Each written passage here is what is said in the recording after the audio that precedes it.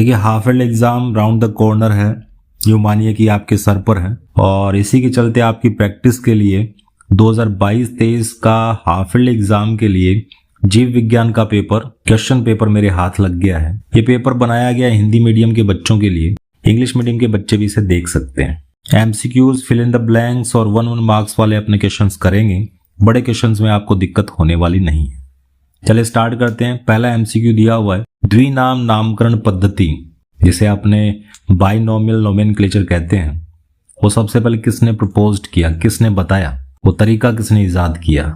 Carlos Linnaeus. उसके बाद second दे रखा है, जो प्याज है हमें मालूम है कि वो स्टेम का मॉडिफिकेशन है, तने का रूपांतरण है, लेकिन ये पूछा गया है कि प्याज में जो फूड का स्टोरेज है, भोजन का संग्रहण है, वो पौधे के किस भाग में होता है? तो एडिबल पार्ट है, खाने वाला भाग है जिसमें फूड स्टोरेज होता है, वो होती है फ्लैश लीव्स। वो पत्तियां ही थी पहले, क्लोरोफिल खत्म हो गया और उसके बाद इनमें फूड का स्टोरेज हो गया। तो यहाँ पर्ण आएगा, तना नहीं आने वाला है, तो कंफ्यूज नहीं होना है। कोशिका का इंजन किसको कहा गया है? Engine of cell. लोग यहाँ माइटोकॉन्ड्रिया करके आ जाते हैं, लेकिन यहाँ आंसर होगा राइबोसोम। राइबोसोम प्रोटीन बनाता है और उसी प्रोटीन से एक सेल के अंदर सारे फंक्शंस परफॉर्म्ड होते हैं।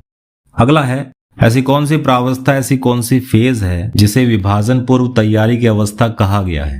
प्रिपरेटरी फेज है ये। जब सेल डिवाइड होना स्टार्ट करती है तो उससे जस्ट पहले वो तैयार करती है अपने आप को विभाजन के लिए, डिवीजन के लिए।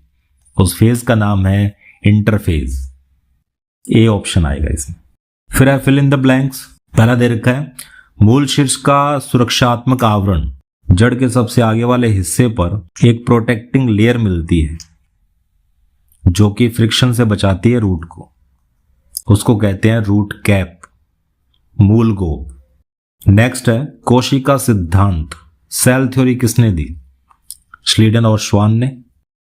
फिर है रंध्रों द्वारा जल का निष्कासन डैश कहलाता है। जो स्टोमेटा है उससे पानी भाप बनकर उड़ जाता है, इस एक्टिविटी को कहते हैं ट्रांसपिरेशन, वाष्पोत्सर्जन। अब इसी से जुड़ा हुआ अगला सवाल है, वाष्पोत्सर्जन की दर को मापने का उपकरण।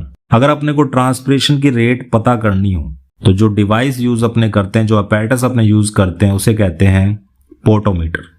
फिर है जो डार्क रिएक्शन में C3 साइकिल चलता है, उसका फर्स्ट स्टेबल कंपाउंड क्या है, प्रथम स्थायी उत्पाद क्या है? आंसर होगा 3PGA, फॉस्फोग्लिसरिक एसिड। फिर उसके बाद 1-1 मार्क वाले हैं। इसमें पहला क्वेश्चन है, ICBN का पूरा नाम लिखना है, फुल फॉर्म लिखना है, international code of botanical nomenclature. अगर ICZN होता तो जूलॉजिकल हो जाता। जो दलदल वाले इलाके हैं उनमें एक खास तरह के प्लांट मिलते हैं जिन्हें मैंग्रोव कहते हैं, और उनकी जड़ें जमीन को फाड़कर बाहर निकल आती है सांस लेने के लिए। उन जड़ों को क्या कहते हैं? आंसर होगा न्यूमेटोफोर। स्थायी उत्तक, परमानेंट टिश्यू कितने टाइप के होते हैं, उनके नाम लिखने। तो देखिए 3 टाइप के होते हैं, सरल स्थायी उत्तक, simple permanent tissue, complex permanent tissue, जटिल स्थायी उत्तक। और तीसरे एक और होते हैं जो शायद बुक में नहीं दिए हुए, उनको कहते हैं विशिष्ट स्थायी उत्तक, स्पेसिफिक परमानेंट टिश्यू, जिनमें ग्लैंड्स आती हैं। इसके बाद पूछा गया है अमीनो अम्ल का संरचनात्मक सूत्र, स्ट्रक्चरल फॉर्मूला पूछा गया है अमीनो एसिड्स का। अमीनो एसिड की अगर अपने को स्ट्रक्चर बनानी हो, फॉर्मूला लिखना हो, तो सेंटर में C लगाते हैं। कार्बन की 4 वैलेंसी होती है, 2 वैलेंसी को पूरा करने के लिए एक कार्बोक्सिलिक ग्रुप आता है COH वाला, और दूसरी तरफ लगा होता है NH2 ग्रुप, अमीनो ग्रुप, और तीसरी वैकेंसी पे लगी होती है कार्बन की लंबी चेन, जिसको डिनोट करते हैं R से।